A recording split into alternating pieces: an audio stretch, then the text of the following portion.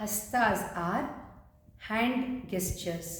According to Nandikeshwara's Abhinaya Darpana, hastas are of three types: asamyuta, samyuta, nritta hasta. Samyuta hastas are double hand gestures. According to Nandikeshwara's Abhinaya Darpana, samyuta hastas are 24 in number. Samyuta hasta nirupyante. अंजलिश्च कपोतश्च कर्कट स्वस्तिकस्तथा दोलाहस्त पुष्पपुट उत्संग शिवलिंगकः कटकावर्धनश्चैव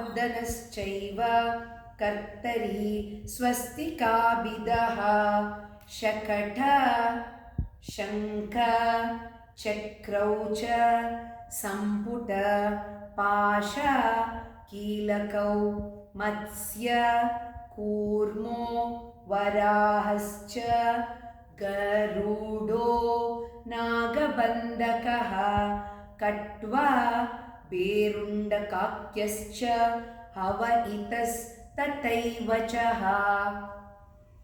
चतुर्विंशति संख्याका संयुक्ताः कथिताः कराः।